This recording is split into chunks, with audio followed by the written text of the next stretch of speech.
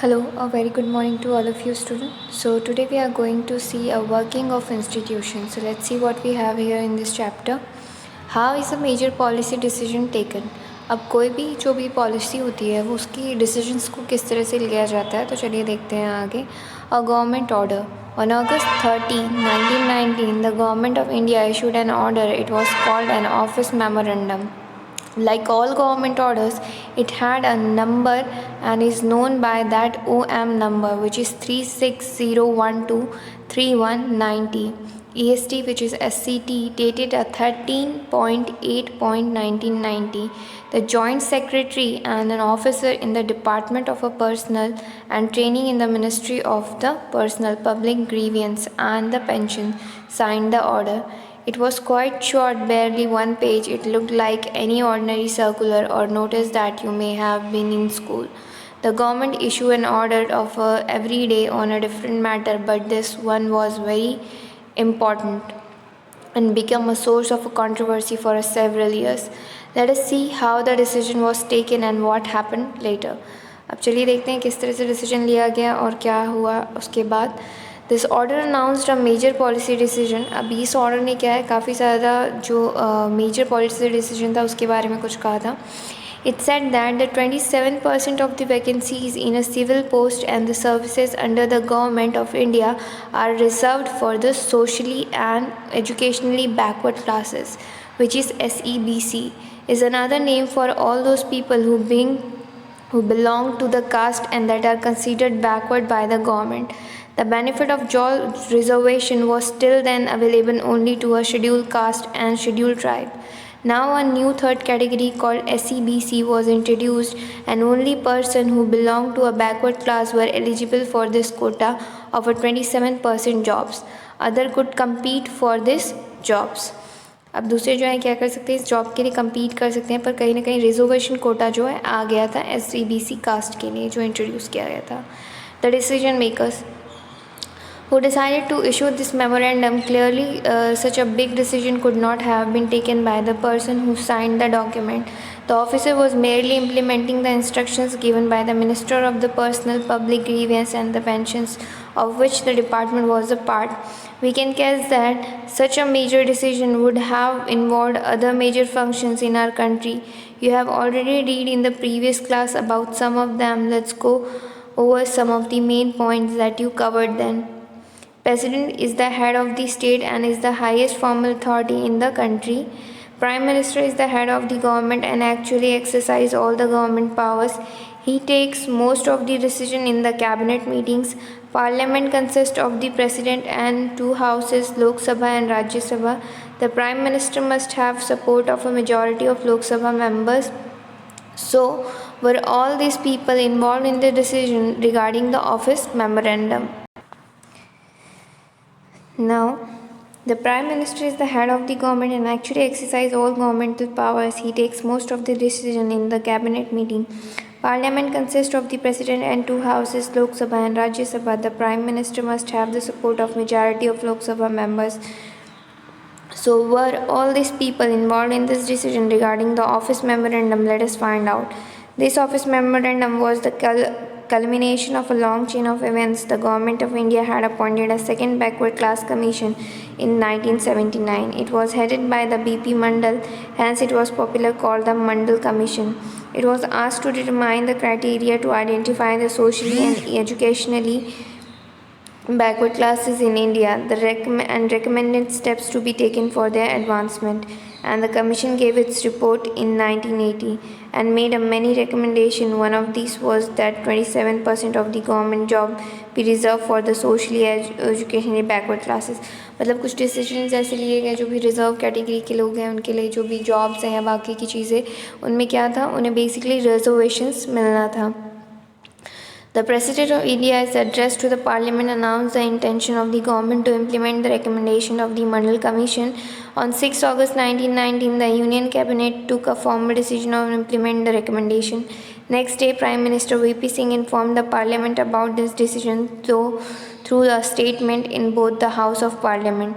The decision of the cabinet was sent to the Department of Personnel and Training. The senior officer of the department drafted an order in line with the cabinet decision and took the minister's approval. An office signed an order in behalf of the union government, and this was how OM number 3601231/90 was born on August 13, 1919. तो इस तरह से जो है basically ये decision लिया गया था.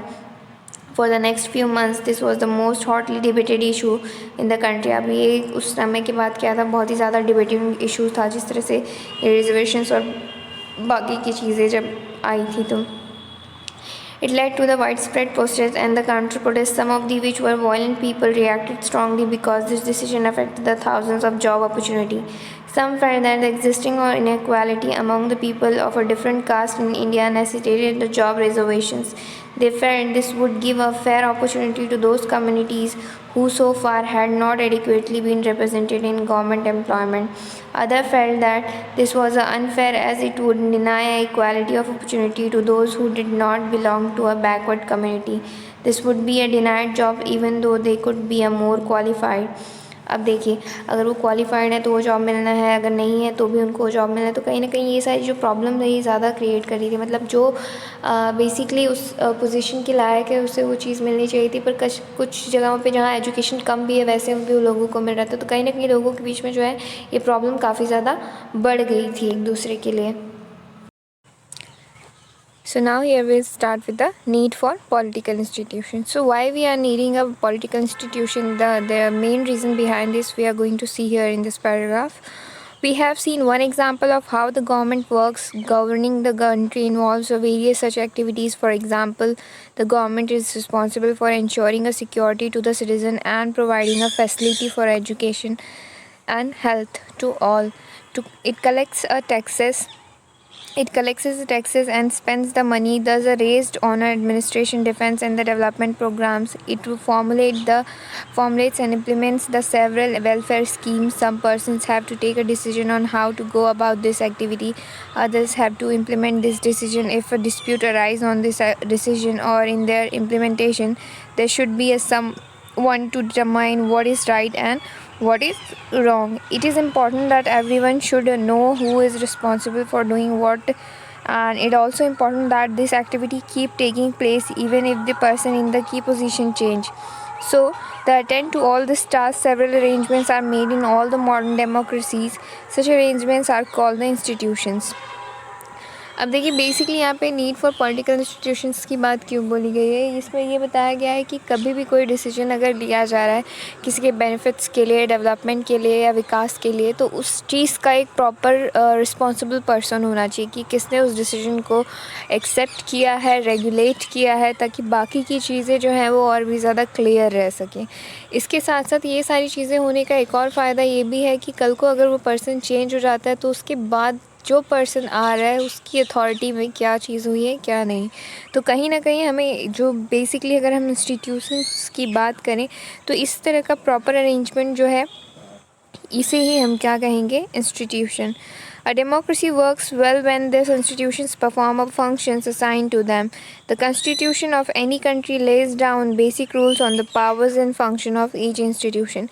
In the example above, we saw several such institutions at work. The Prime Minister and the Cabinet are institutions that take all important policies decisions. The civil servants working together are responsible for taking steps to implement the minister's decision. जो prime minister उनकी cabinet institutions जो भी होते हैं, तो सारी decisions की जो भी पॉलिसी से रिलेटेड है बाकी की चीज़ें हैं उनकी सारी चीज़ों का क्या करते हैं, केयर करते हैं, क्या करना है नहीं करना है. इसके साथ साथ जो सिविल सर्वेंट्स हैं वो सारे लोग भी मिलके क्या है साथ में काम करते हैं. इसके साथ साथ जो है सारी डिसीजंस को इम्प्लीमेंट करते हैं मिनिस्टर्स की. Supreme court is an institution where disputes between citizen and government are finally settled. अगर हम बात करें सुप्रीम कोर्ट की तो बेसिकली एक ऐसी प्लेस है, एक ऐसा इंस्टीट्यूशन है जहाँ पे सिटीज़न और जो लॉ के बीच, गवर्नमेंट के बीच जो लड़ाई चल रही है उन सारी चीज़ों की सेटलमेंट्स को करता है. So can you think of some other institution in the example? What is their role? Working with institution is not easy. Institution involve rules and regulations and this can bind the hands of leader अब देखिए जो working institution होता है ये काफ़ी easy नहीं होता है, it's a very tough thing. And institution जो है इसमें कई सारे रूल्स और रेगुलेशंस जो है क्या है इन्वॉल्व होते हैं। This can bind the hands of leaders and institutions involve a meeting committee and routine. This often leads to delay and the complications, therefore dealing with the institution can be frustrating. One might feel that it's much better to have one person take all decisions without any rules, procedures, and meetings. But that is not the spirit of democracy. Some of the delay and the complications are introduced by the institution are very useful.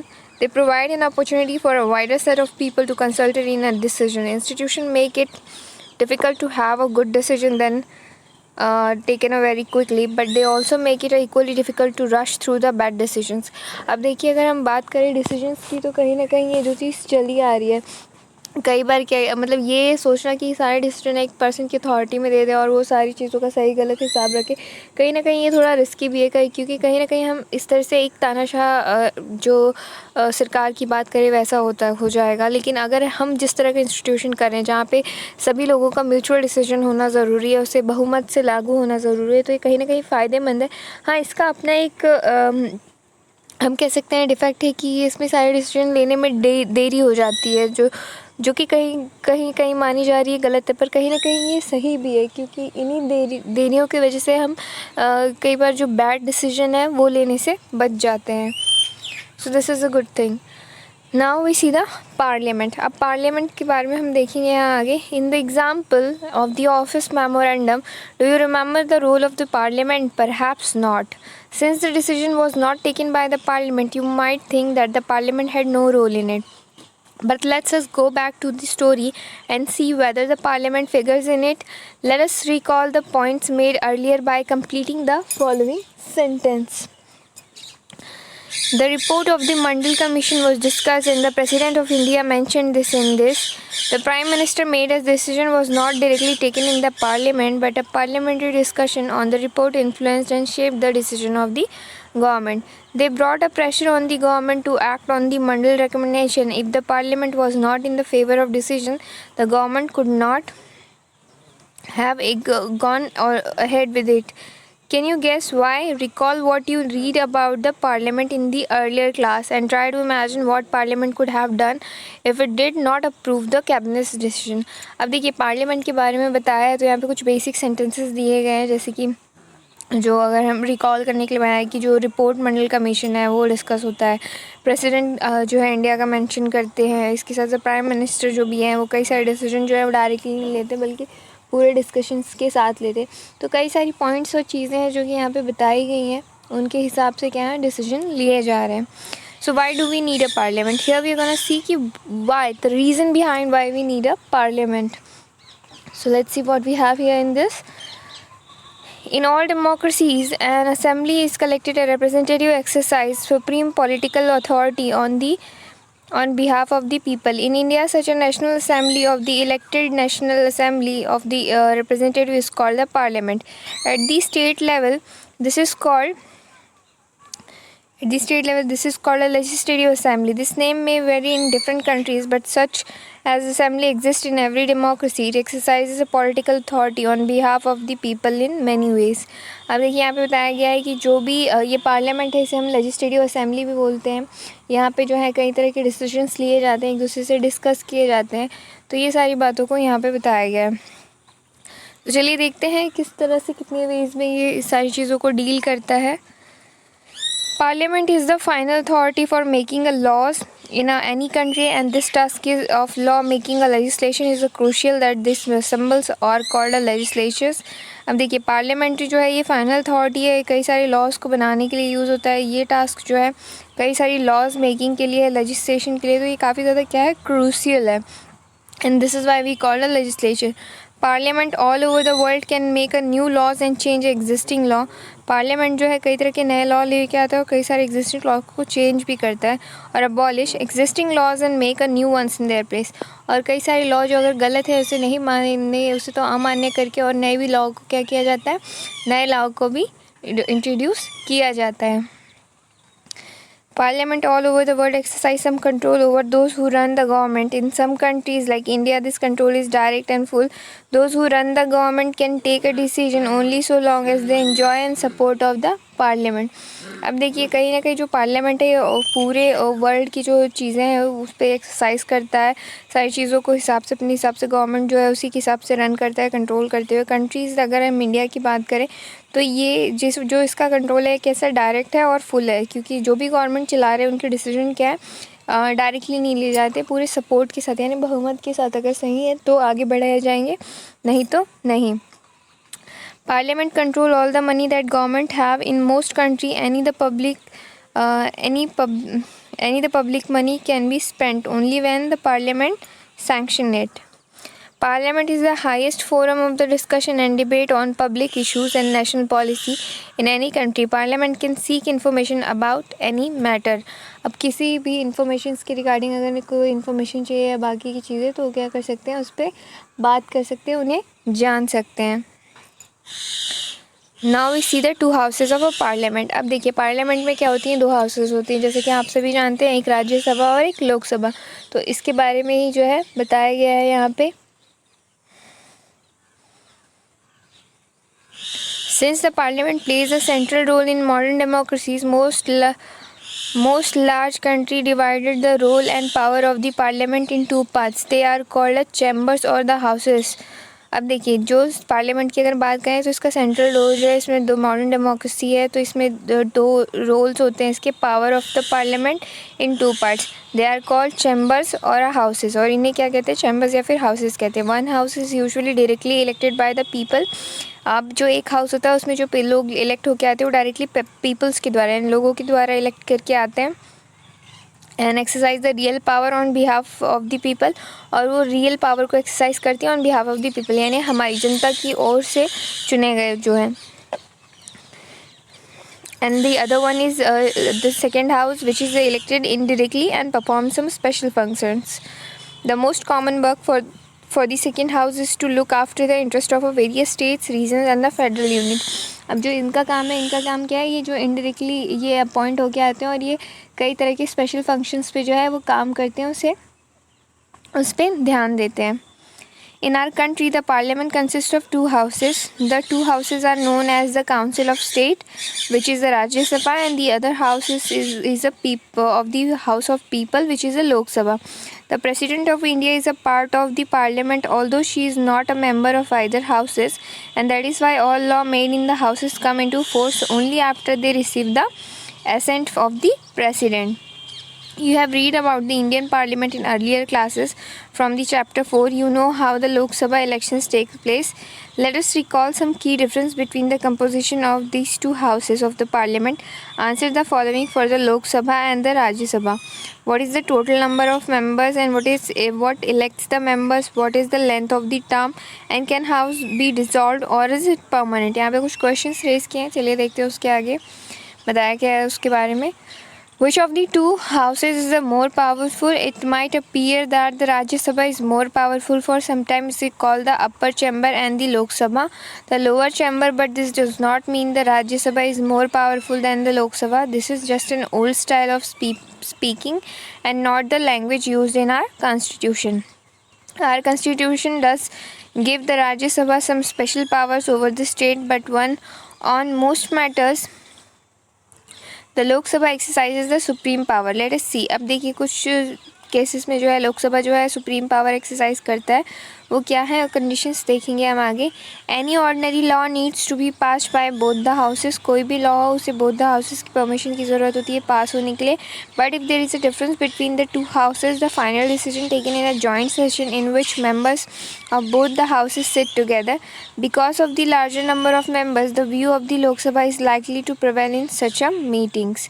Lok Sabha exercises a more power in money matter. Once the Lok Sabha passes the budget of the government or any other money related law, the Rajya Sabha cannot reject it.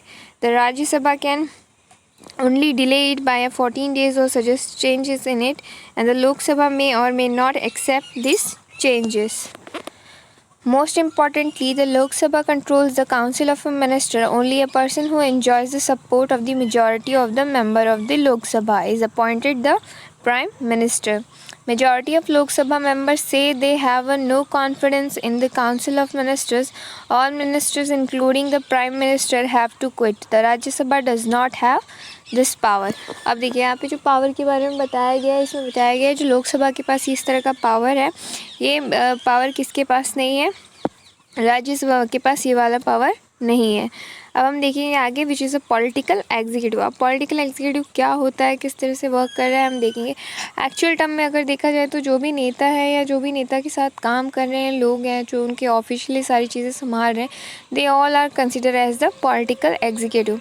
Do you remember the story of the office memorandum with which we started this chapter? We have found that the document did not take this decision. He was only executing the policy decision taken by someone else. We noted the role of the Prime Minister in taking that decision, but we also know that he could not have taken that decision if did not have support from the Lok Sabha. In the sense, he was only executing the wishes of the parliament. Thus, at different levels of the any government, we find functionaries who take day-to-day decision but do not exercise a supreme power on behalf of the people. All those functionaries are directly known as the executive. They are called executive because they are in charge of the execution of the policy of the government. Thus, when we talk about the government, we usually mean to the executive. अब देखिए basically अगर हम government की बात करें तो इसका basic मतलब ये है कि एग्जीक्यूटिव यानी जो भी पर्सन जहाँ पे भी काम कर रहा हो, राज्यसभा हो, लोकसभा हो या फिर कोई भी और गवर्नमेंट अथॉरिटी हो, कहीं भी जो भी पर्सन काम कर रहा है एज इन गवर्नमेंट, सभी कोई हम क्या कहेंगे एज इन एग्जीक्यूटिव वो काम कर रहे हैं. Political and permanent executive. अब देखिए पॉलिटिकल और परमानेंट एग्जीक्यूटिव के बारे में यहाँ पे बताया गया है. In a democratic country, two categories make up the executive. One that is elected by the people for a specific period is called the political executive, and the political leader who take the big decision fall in this category. In the second category, people are appointed on the long term basis. अगर second category की बात करें तो ये क्या है, ये long time के लिए अपॉइंट होते हैं. This is called the permanent executive और सिविल सर्विस. अब ये जो होते हैं परमानेंट एग्जीक्यूटिव भी हम कह सकते हैं या फिर सिविल सर्विसेज भी कह सकते हैं. Persons working in civil services are called the civil servants. और जो भी पर्सनस होते हैं जो सिविल सर्विसेज के अंदर काम करते हैं वो क्या कहलाते हैं, public, it means civil servants. They remain in office even when the ruling party changes. वो हमेशा ऑफिस में ही रहेंगे भले ही रूलिंग पार्टी जो है वो चेंज हो जाए. These officers work under the political executive and assist them in the carrying out of the day-to-day administration. Can you recall the role of a political and non-political executive in the case of office memorandum? You might ask, why does the political executive have a more power than the non-political executive? अगर हम यही बात यहाँ पे पूछी जाएगी कि तो आप ये बात क्वेश्चन ज़रूर करेंगे कि क्यों पॉलिटिकल एग्जीक्यूटिव के पास ज़्यादा पावर होता है as compare to non political executive. Why is the minister more powerful than the civil servant. मतलब जो मिनिस्टर्स हैं उनके पास पावर क्यों है सिविल सर्वेंट से ज़्यादा. The civil servant is usually more educated and has more expert knowledge of the subject. The advisory working of the finance ministry know more about the economics than the finance minister. Sometimes the minister may know a very little about the technical matter that come under their ministry. अब देखिए basically यहाँ पे बताया गया जो civil services में लोग होते हैं वो क्या होते हैं, ज़्यादा हम कह सकते हैं जो भी मंत्री अपॉइंट किए गए उनसे ज़्यादा वो जानकारी रखते हैं. आपने सुना होगा जो भी मंत्री होते हैं उनके कोई ना कोई फाइनेंस मिनिस्टर या कोई जो भी फाइनेंस मिनिस्टर हैं या फिर कोई भी अथॉरिटी है उनके पास अपना एक पीए होता है. जो पीए पर्सन होता है वो बेसिकली क्या होता है, कहीं ना कहीं सिविल सर्विसेज से वो लिया होता है और he might be a very intelligent person. उसे सारी चीज़ों का ज्ञान होता है, कहाँ पे कितनी चीज़ें लगनी है नहीं लगनी है. तो ये सारी चीज़ों के बारे में कहीं ना कहीं वो क्या है लीडर्स को सारी चीज़ें बताते रहते हैं. इवन दो कि कई बार आपने देखा होगा कि उस लीडर को वो फाइनेंस के बारे में बहुत ही लेस पता होगा, लेकिन उस पर्सन को जो उसके साथ अपॉइंट किया गया है सिविल सर्विसेज का उन्हें बेसिकली क्या होता है सारी चीज़ों का पूरा ज्ञान होता है. क्या बताया जा रहा है, क्या पढ़ाया जा रहा है, किस बारे में चर्चा की जा रही है, इन सारी चीज़ों का क्या है पूरा उनके पास ज्ञान होता है और वो सारी चीज़ें वो उनसे डिस्कस करते हैं. इवन द टेक्निकल नॉलेज की अगर हम बात करें तो टेक्निकल नॉलेज भी जो है वो उनसे ही ज़्यादा उन्हें पता होती है और बताते हैं. But very often experts hold a different opinions placed before her more than one option, depending on what the overall objective is and minister decide. Actually, this happen in any large organization. Those who understand the overall picture take the most important decision, not the experts. The expert can tell the route, but someone with a larger view decide the destination. In a democracy, elected minister perform this role. अब देखिए, कोई ना कोई person जो है वो आपको रास्ता दिखाएगा, लेकिन उस रास्ते पे चलना और मंजिल तक पहुंचना जो काम है वो उनका होता है. तो कहीं ना कहीं जो पर्सन को हमने इलेक्ट करके लाया है वही हमें वहाँ तक पहुँचाता है. Prime minister and the council of minister. Prime minister is the most important political institution in the country. जो प्राइम मिनिस्टर है ये मोस्ट इम्पॉर्टेंट पॉलिटिकल इंस्टीट्यूशन है कंट्री का. Yet there is a no direct election to the post of the prime minister. फिर भी क्या है, यहाँ पे कोई डायरेक्ट इलेक्शन नहीं होता है इस पोस्ट के लिए, यानी प्राइम मिनिस्टर के लिए. The president appoints the prime minister. जो प्रेसिडेंट है वही अपॉइंट करते हैं किसे, प्राइम मिनिस्टर को. But the president can not appoint any one she likes. पर प्रेसिडेंट क्या है, किसी ऐसे को नहीं बना सकती कि उसे पसंद करते हैं तो उन्हें मंत्री बना दिया जाए. The president appoint the leader of the majority party और कोएलिशन ऑफ पार्टी. मतलब यहाँ पे भी क्या है, बहुमत का होना बहुत ज़्यादा ज़रूरी है. जो भी पार्टी जिसे भी चूज़ किया जा रहा है, जिसे मंत्री बनाने की कोशिश की जा रही है, उस पर्सन का बेसिकली मेजॉरिटी में आना बहुत ज़्यादा ज़रूरी है. तो बहुमत के साथ ही जो है उसे अपॉइंट किया जाएगा. अब देखिए यहाँ पे बताया है कुछ चीज़ें, जैसे काउंसिल ऑफ मिनिस्टर जो है official name of the body है that includes all the minister. It usually has 60 to 80 minister of the different ranks. अब देखिए इसमें 60 to 80 मिनिस्टर होते हैं जिसमें डिफरेंट रैंक के पर्सन होते हैं. अब कौन कौन है, जैसे कि कैबिनेट मिनिस्टर की अगर बात करें, are usually top level leaders of the ruling party और the parties who are in the charge of the majority ministers. Usually the cabinet minister meet the take decision in the name of the council of minister. Cabinet is thus the inner ring of the council minister. It comprises about 20 ministers. Ministers of the state with an independent charge are usually in charge of the smaller ministers. They participate in the cabinet meetings only when they specially invited. Minister of the state, अब ये क्या है, are attach to the required to assist a cabinet minister. ये जो होते हैं minister of the state, ये क्या होते हैं, कैबिनेट मिनिस्टर को असिस्ट करने के लिए होते हैं. Since it is not practical for all the minister to meet regularly and discuss everything, the decision are taken in the cabinet meetings. That is why parliamentary democracy is most country is often known as the cabinet form of the government.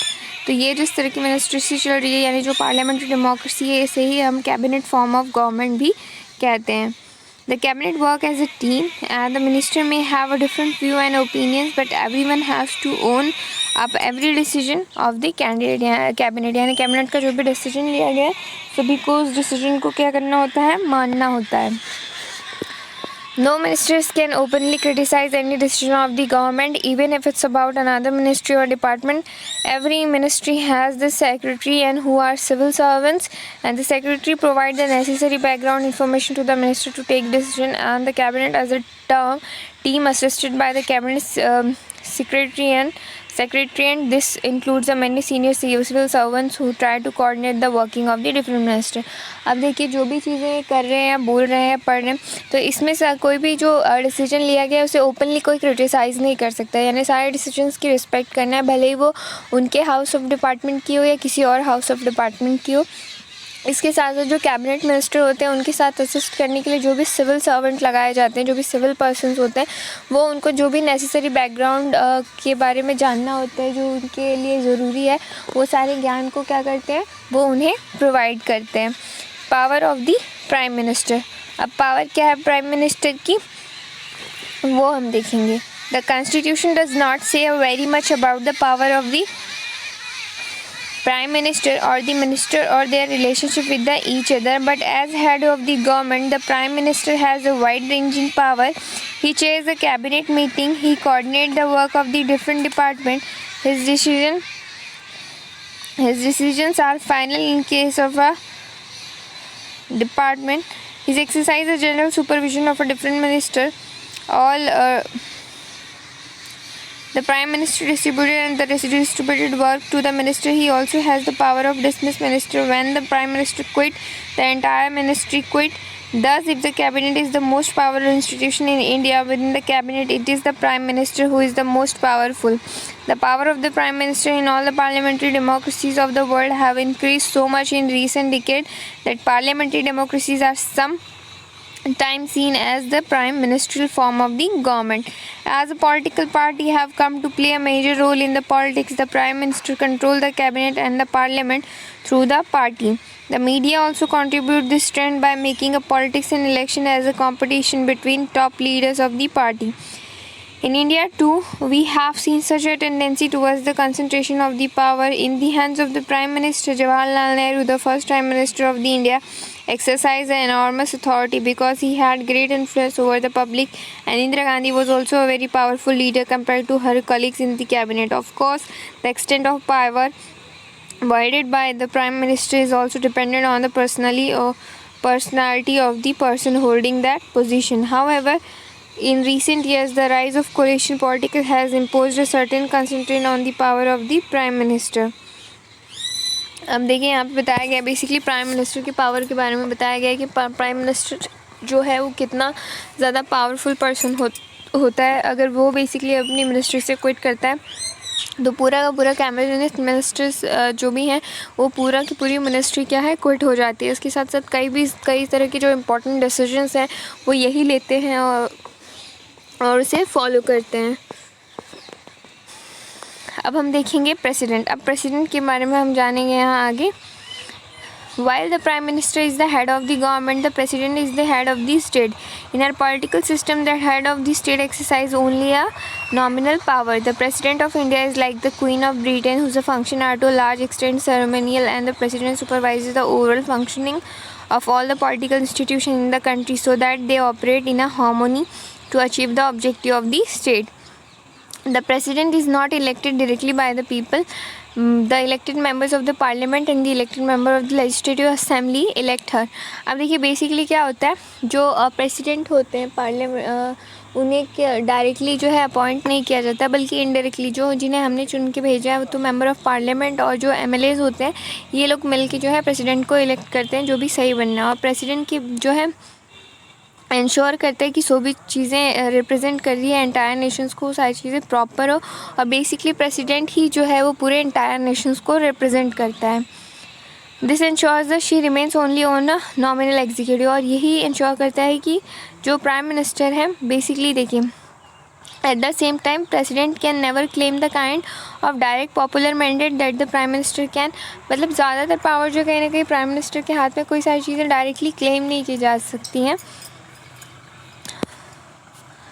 The Chief Justice of India, the Judge of the Supreme Court and the High Court of the States, and the Governor of the State Election Commissioner, Ambassador, other countries, etc. All international treaties and agreements are made in the name of the President. The President is the Supreme Commander of the Defence Force of the India. अब देखते हैं जो president है वो क्या है, वो supreme commander है डिफेंस फोर्स का. यानी डिफेंस में क्या होना है नहीं होना है सारे डिसीजंस जो हैं इनके द्वारा ही लिए जाएंगे और ये एक सुप्रीम कमांडर होते हैं उसके. But we should remember that the president exercises all this powers only on the Council of the Minister. The President can ask the Council of Minister to reconsider the advice. जैसे कोई भी advice ली जा रही है तो उसे reconsider करने के लिए भी वो कह सकते हैं. But if the same advice is given again, she will bound to act according to it. और वापस से अगर लगता है उस एडवाइस वापस ही उसी तरह से आती है तो वो जो है बेसिकली क्या है बाउंड हो जाते हैं उस काम को करने के लिए. Similarly, a bill passed by the parliament become a law only after the president give assent to it. और इसी तरह से जो बिल पास किया जाता है लोकसभा से अगर हम बात करें तो बेसिकली क्या है वो लॉ बन जाता है जब प्रेसिडेंट उसको पास करता है, असेंट करता है पार्लियामेंट से जब वो निकलता है उसके बाद.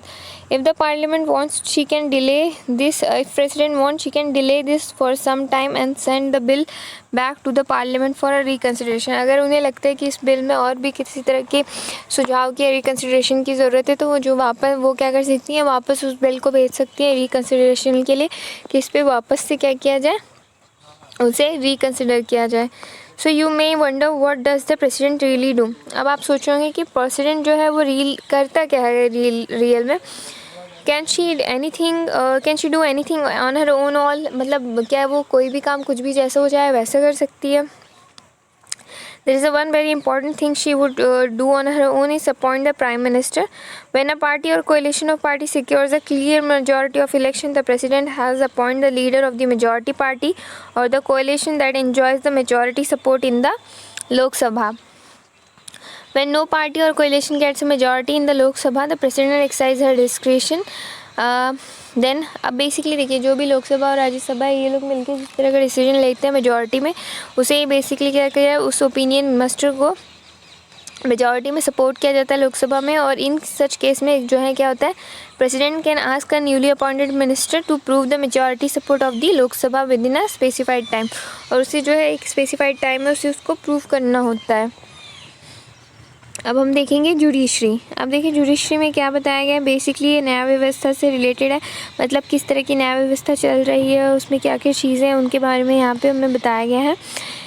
Late us return one final time to the story of the office memorandum. अब देखिए बेसिकली इसमें बताया गया है ऑफिस मेमोरेंडम की स्टोरी पे एक बार वापस हमें जाना है और बेसिकली जो चीज़ बताई है उसे देखनी है और जाननी है, जिसके अंदर कुछ फॉलोइंग सिचुएशंस हैं. If there was nothing like a supreme court in the country, अगर सुप्रीम कोर्ट जैसा कंट्री में कुछ ना हो तो क्या होगा. Even if there was a supreme court, if it had no power to जज action of the government, even if it had a power, if no one trusted the Supreme Court to give a fair verdict, even if it gave a fair judgment, if those who appealed against the government order did not accepted the judgment. अब ऐसी सारी conditions हो तो इसमें क्या होगा उसके बारे में हमें देखना और जानना है. This is Y an independent powerful judiciary is considered essential for democracies. अब देखिए जो डेमोक्रेसी की अगर हम बात करें तो इसमें इंडिपेंडेंट जुडिशरी सिस्टम का होना बहुत ज़्यादा इंपॉर्टेंट इसलिए है क्योंकि यहाँ पे कोई भी फैसलों के लिए दबाव नहीं होना चाहिए किसी चीज़ का, कि कोई किसी चीज़ के दबाव में आके कोई डिसीजन को लिया जाए. तो which is very good thing, because कहीं ना कहीं अगर ये दबाव रहेगा तो डिसीजंस जो है वो गलत भी हो सकते हैं, प्रॉपर नहीं हो सकते हैं. So let's here see.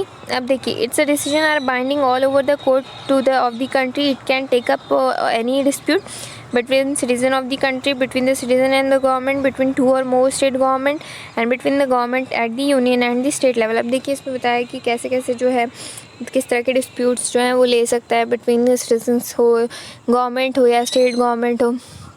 तो इस तरह के डिस्प्यूट जो भी है वो ले सकता है, उसमें सेटलमेंट्स जो है वो कर सकता है. इसी के बारे में यहाँ पे आगे बताया गया है. Chief justice, justice of court, judiciary system. तो यहाँ पे जो सारी चीज़ें हैं रेगुलर इंटरवल में जो है बताई गई है. जैसे कि देखिए द सीनियर मोस्ट जज of the supreme court is usually appointed the chief justice. Once a person is appointed as a judge of the Supreme Court or the High Court, it is nearly impossible to remove him or her from the position. It is as difficult as removing the President of India. और ये इतना ही difficult है जितना कि एक president of India को remove करना उस पोजीशन से. पर 2/3 मैम अगर उन्हें करना भी है तो उसके लिए क्या है, अविश्वास उन्हें प्रस्तावित करना होगा कि वो मतलब एक अविश्वास विच इज़ अ इम्पीचमेंट, कि वो ये जो है काम करने के लिए काबिल नहीं है. तो उसी दौर पे जो है हम उसे हटा सकते हैं उन्हें. They can declare invalid any law of the legislature or the action of the executive, whether at the union level or the state level, if they find such law action or against the constitution. और चाहे तो जो supreme court होता है किसी भी law किसी भी बिल को क्या है इनवैलिड घोषित कर सकता है अगर उन्हें लगता है कि कहीं भी किसी भी तरह से ये क्या है कॉन्स्टिट्यूशन को हानि पहुँचा रहा है या फिर उसके अगेंस्ट है. तो इस तरह से जो है ये चीज़ें होती हैं.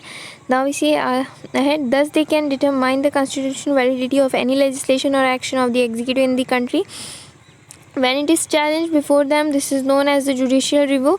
The Supreme Court of India has also ruled that the core or the basic principle of the constitution cannot be changed by the Parliament. The power and the independence of the Indian judiciary allow it to act as the guardian of the fundamental right. We shall see in the next chapter that the citizen have a right approach to the court to seek a remedy in case of any violation. अब देखिए आगे के जो chapter है उस chapter में हम यही देखेंगे कि किस तरह के उन्हें राइट होते हैं किसी भी सिटीज़न को कि वो अपनी कोर्ट में जाके क्या है अपनी बात को रख सके और अपने हक के बारे में बात कर सके, उसे अपनी डिमांड को पूरा करवा सके. तो ये जो चीज़ें हम अपने चैप्टर में देखेंगे और वहाँ जानेंगे. So this is about the judicial system. I hope you have understood everything from this chapter. See, this chapter is really regarding according to the हम कह सकते हैं this is a parliamentary working of the institution. मतलब basically जो राज्यसभा, लोकसभा, जिस तरह से सरकार चल रही है, तो ये किस तरह से चल रही है, क्या उसके अपॉइंटिंग चीज़ें हैं, किस तरह से वो अपॉइंट हो रही है, कौन किस चीज़ के लिए रिस्पॉन्सिबल है, उसके बारे में इस चैप्टर में बताया गया है. I hope you have understood. In case if you have any doubt regarding this chapter, you can ask me any time. Thank you for the day.